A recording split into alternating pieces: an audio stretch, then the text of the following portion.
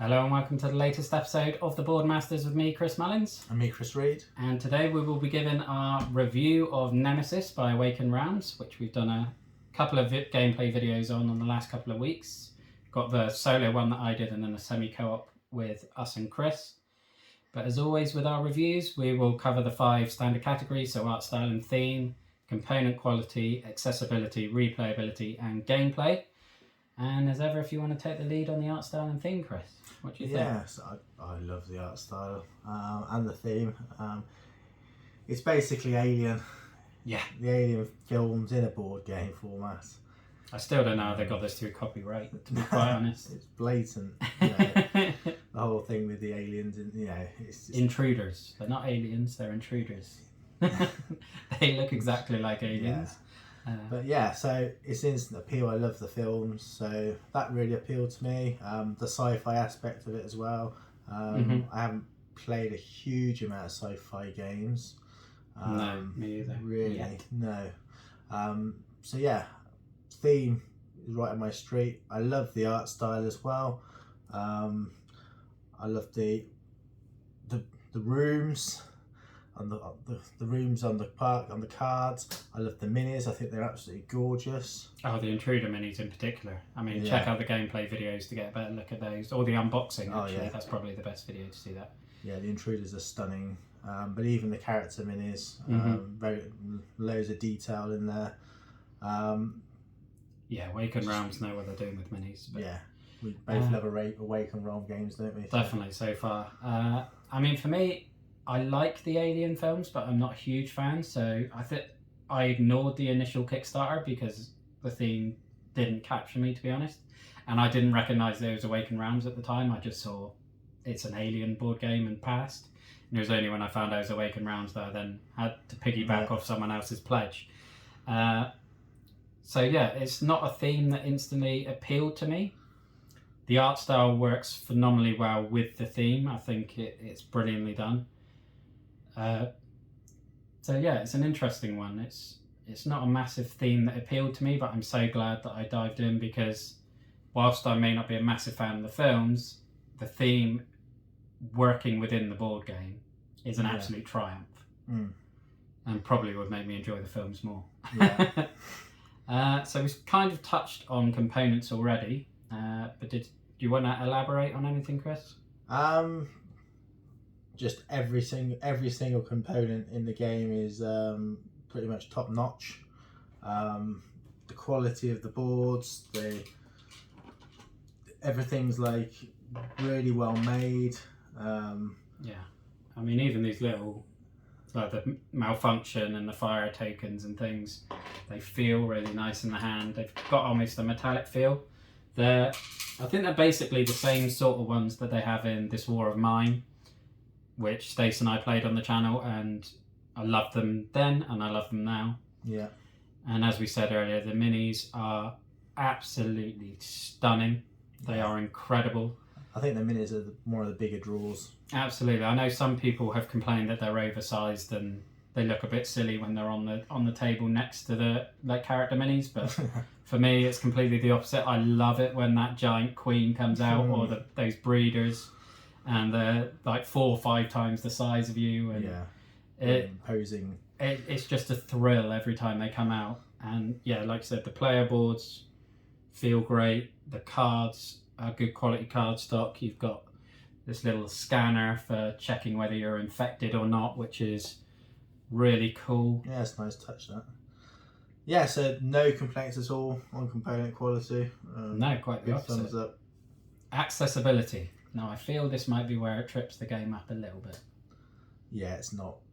It's not the most accessible. It's not the most accessible at all. The setup and teardown, to start with, it does take time. Yeah, it's a long time. I mean, to set everything up, to put, set up all the relevant rooms, to shuffle everything, to get your player with their actions. Yeah. Shuffling these little explorer tokens is the bane of my life. I hate doing that. So yeah, setup and teardown is definitely an issue. Thankfully, with the gaming table, we've just been able to leave it between plays, which is a massive advantage of the table. price-wise, it is an expensive game as well. I think you might be lucky and get it for around £80. Yeah. But I think generally you're looking 90, maybe even 100 or more. It is relatively easy to get hold of. Most board game retailers will have it, certainly online. It's not going to be in your supermarkets or anything, but if you're searching board games, it's very easy to get hold of. Yeah. But you're going to pay a premium for it, understandably. Yeah. And similar to Great Wall, there is a lot of learning that goes on. The rule book isn't the best. No, not quite. It's a bit better than Great Wall, but it's still very mishmashed and yes. There's a lot of page flicking. Yeah. And I just wish, I suppose, going back to components, that they had a reference card just for the bag building, because we're comfortable enough with the rules now that we don't necessarily need the rule book for most things. Just the reference cards for the rooms, which are really helpful. And then I'd just like a little card with the bag building, because I have to have the rule book for that, and it would be nice just to have a little card. But yeah, it takes some time to learn. There's a lot going on. Once you've got the grips of it, it flows really nicely and really well. Yeah. But yeah, like the intruder weaknesses, I've probably played this 10 to 12 times. I've never once unveiled an intruder weakness. So certain things can be a bit more tricky. But yeah, replayability. Oh, it's stacks of replayability. Yeah. We played it semi-co-op and co-op. Definitely a better game for me as a semi-co-op. I feel. Yeah, we'll go into that in a bit more depth in gameplay, I guess. But the replayability, I mean, obviously, the rooms are at random, so there's no set pattern. Yeah, so the rooms come out. Rooms that are labelled number 1, they will always all be in the game, but they're randomised when you put them out. And then I think there's 10 number 2 rooms, and you deal 5 of those out, and again the order will be random. So the layout of the ship is significantly different every time. Yeah, and obviously all the different playable characters. I think there's 6 or 7. So each one is very different. Plays so very differently. Different attributes. So yeah, that adds to the replayability, I think, because definitely. I think that's why they make a point in the setup, and I think they do it really well, and it's a very good thing that they point out that you look at your objectives before you pick your player, because your objectives are randomized. You get given 2, and then you get a choice of 2 different players that are randomly given to you, and you then get to pick the character you think is best suited to completing those objectives, as opposed to the other way around, where you could get a character that is completely unsuitable to your objectives and you're basically locked out straight away, which would be really demoralizing. But with this, they actually managed to get a good that's important ratio. And obviously the objectives, as we said, are completely randomized. In the semi-co-op, you have personal ones, you have co-op ones. You get 2 every round that are tiered at different player counts as well, which is really nice, because that was one criticism we had with Endangered, with the ambassadors. And you discard one of those objectives whenever an intruder comes in, so you have that time to sort of think about which one you're going to go for, and how the board shapes up in those early few turns. You might decide to focus on one above the other. But yeah, let's dive into the gameplay. Oh, I love the game. I think the gameplay for me is the real winner. I love them, as we touched upon, the miniatures, but for the gameplay, I love, particularly in the semi-co-op mode, I love it's almost like, because it's very contained, the game feels very contained, even though it's a big board, it feels claustrophobic. Contained, yes. Like the films. Yes. It captures that feeling really well. Because for that reason, you're constantly on edge, particularly when the intruders start coming in on board the ship as well. It feels very small, and just the thrill and and the inability to trust the other players as well, yes. because they may have an objective to kill you, or they may have an objective to sabotage an engine, or send the ship to Venus instead of Earth, and so they might check the engines and say they're working, and you're there, oh, do I trust them?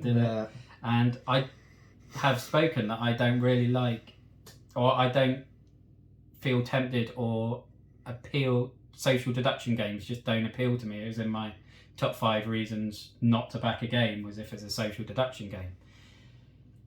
And that kind of is social deduction, and that you're trying to work out whether someone is good or someone is trying to sabotage you.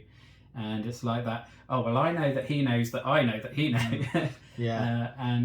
But I think with the intruders as well, that gives you enough to sort of like, you've got to like watch all angles. Even though you might know, you might suspect, oh, he's got the kill the other character card maybe, because you've got to watch where the aliens are coming as well. And focus on your objective. Yeah. And try and get out of the hibernatorium or the... Yeah. There's so many plates. But I think the semi-co-op, I really loved it in Great Wall. I think it's even better in this one, because in Great Wall, you're kind of still really working together all the time. You know, no one is working for the Mongols to win. No. Whereas in this one, there you are, basically. Yeah. You may get an objective to make everybody else die. Yeah. Which... I mean, they call it semi-co-op. Yeah, and they nailed it, because you could all get co-op objectives, and who knows.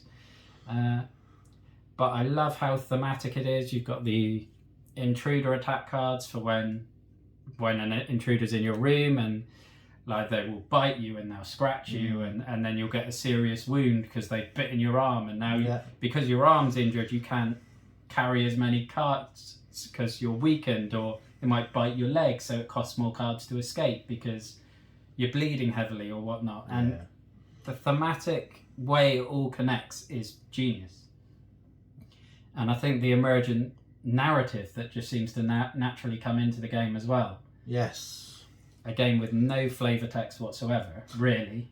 No, you've got the like event cards, but yeah, but it's just like the way I think in one of our plays, you stumbled into the nest. Yeah. And then a little lava came after you.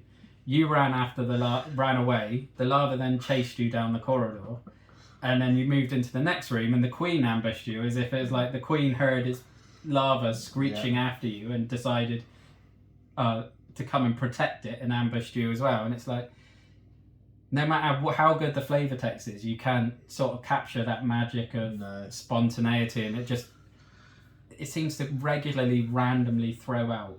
I like the way as well, when a player dies, he can become the aliens. Yes. Yeah. He has the control of the aliens. So that player is not necessarily out of the game. He's very much still involved. So I like that as well. Yeah, definitely, because I've had a habit of dying first in the last few weeks. Yeah. And it would just be tedious to sit there for another 30-40 minutes while the other two resolve their games. But now you can actively be evil and try and kill them, which is always good fun, because you don't have to hide it. You can just relish in like, I'm coming after you. Where's my queen? I'm going to get the queen out. Things like that, and just be really silly with it. And it's just really good fun. But yeah, it's just an absolute triumph. And it's just whether the brilliance of the gameplay and everything combined negate the negatives, particularly with the accessibility, I guess. Yeah. And with that, we'll come to the scores, I suppose. What are you thinking? It's a 10 for me. The gameplay is faultless. It's perfect. I can't immediately think of any faults in the actual gameplay. No, not at all. Love the theme. Love the art style. Components, amazing quality. I think the accessibility with the setup and teardown is a slight negative, but for me, it's not enough to take a 10 away from it. So I'm going to go a 10 out of 10. Yeah, I kind of feel the same. I feel like I shouldn't give it a 10 because of the issues with the accessibility, and I know we give a lot of 10s. We've given quite a few big scores, but for me, when you're talking about the negatives, does it detract from the experience? And for me, they don't in this. If it was a shorter game, the setup and teardown would be a big issue. But I think the investment you get in the game itself makes it worth that setup and teardown time. It's worth the price. It's worth the initial hump of learning the rules. Yeah. It's not a perfect game by any means. It has its negatives. But when you're in the game, it is so good that those negatives are basically irrelevant. Yeah. And whilst I feel like I should mark it down, I'm not going to either. And it's going to get a 10 from me as well. Which I think is the first 10 for Awaken Realms on the channel, because this war of mine I think got a 9, possibly a 9.5. The difficulty on that is pitched a bit too high, and Great Wall didn't get a 10 either. No, I think that was a 9.5 for semi-co-op and a bit lower for the co-op, because again the difficulty of the co-op was too high.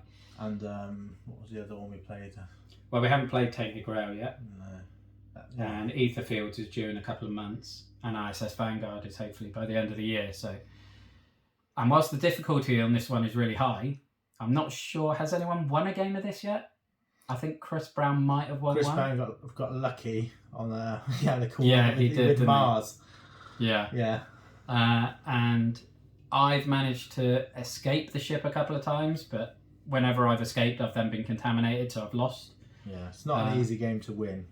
But again, it doesn't have that frustrating element that Great Wall did in the co-op mode, where you feel like nothing you can do will result in a win. This one just feels like the film Alien, where the likelihood is you probably will die and you're scrambling to get your things done, and your weapons are never strong enough. You can never really fight them off. And because I think with Great Wall, some of those the event cards were nigh impossible. The events players. Combined with the Emperor requests, they were so difficult to keep the plate spinning whilst keeping the Mongols off. Whereas I think this is balanced. It's hard to win, but it's a joy to play. And I think if you win it, you feel like you really earned it. But that's it for the review. That's it for Nemesis on the channel. For a while anyway, I may revisit it with I think it's the Carnomorphs expansion that I've got over there. But we will see. We've got a lot coming to the channel over the next few months. But that's it for this one. So thank you for watching. Look after yourselves, stay safe, and have a good one. Bye-bye now. Thank you.